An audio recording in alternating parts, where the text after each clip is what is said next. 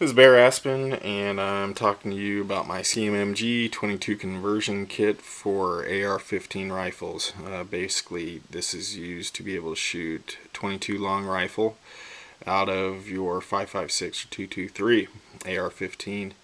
And basically that's accomplished by just pulling out the bolt carrier, replacing it with this. It takes all of about 10 seconds, and you're off to the races. I have a piston-driven AR, and when I was doing research on these, I love the idea of being able to shoot cheap ammo and get some trigger time and be able to practice manipulating the controls on my gun without costing an arm and leg shooting 223 or 5.56 through it. So I found this on sale. I got a good deal. I think it was about $120, and usually it's about $200. So I figured, hey, even though if I'm not confident it's going to work, it's a good deal. So I got it. It showed up. And sure enough, it didn't work. So my options were either, hey, just resell it, maybe try to make a little bit of money, modify it and try to get it to work, or disassemble the piston in my AR anytime I wanted to shoot 22 long rifle through it. And that's just a huge pain in the ass, so that really wasn't an option. I'm not gonna take a half hour to modify my AR for something I want to pop in and out in less than 10 seconds. So after taking a closer look at it, I decided that if I just removed about 30 thousandths of material right here, instead, basically this full round used to extend all the way to the end of this conversion kit. So it's just one long tube. But I figured if I was able to grind this down and remove about 30 thousandths of an inch of steel, then my piston should fit in here just fine and not have any problems. I added a bead weld right here and then machined it into a 90 just in case this piston did hit right here. I didn't want the piston rod to only hit on about a third of it. Basically the way my piston rod's set up in my gun, this would only hit about the bottom third of it. So I figured, why not be safe, just put a full bead weld here. There's a nice flat surface just in case that rod does need to push back and hit against something solid. I did not think, and still do not think, that was absolutely necessary. Basically, these function off the gas pressure of the 22 round, and for using 22 long rifle and getting that gas to come all the way out into the gas tube and actually push that piston back to manipulate this thing, I just think that's a lot to ask for a 22 long rifle round.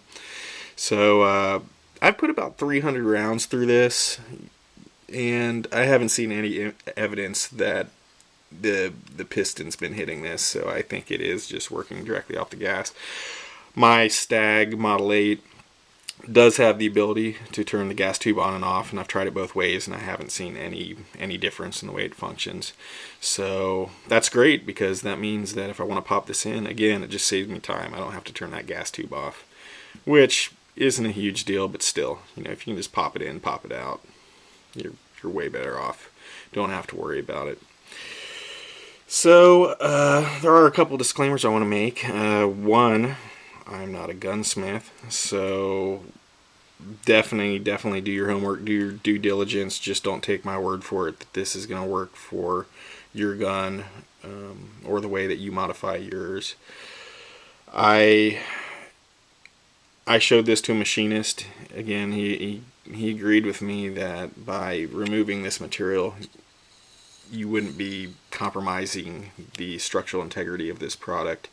However, your piston AR might be a little bit different. You may need to remove a little bit of material. I don't know what that would do to yours, but removing about 30 thousandths of an inch seemed to not affect mine whatsoever.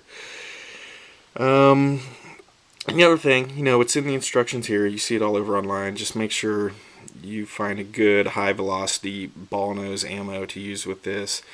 I made the mistake of picking up some high velocity hollow point, which I just read the box incorrectly. I knew better than that. But that's the only time that I've had problems. I was getting some stovepiping, and it just, with that hollow point round, you just don't have the mass in the bullet to create enough back force with all that gas to push this back and manipulate it correctly. So, you know, it'd come back a little bit and the round would get hung up in there, and it was pretty frustrating and kind of a pain. So you know, when they say use high velocity ball nose, do it, and you'll be a lot happier. So anyways, that's my modification for a Stag Model 8 piston driven AR. If you have any questions, just hit me up, and I'll let you know anything else if I let something out, left something off here that might be important to this modification. But it's pretty straightforward. You know, you could do this with a Dremel, I guess, if you want. I would not recommend that whatsoever. I would take it to someone that knows what they're doing, have them machine it with you know, an M mill or a CNC mill or something like that. You know, make it look professional.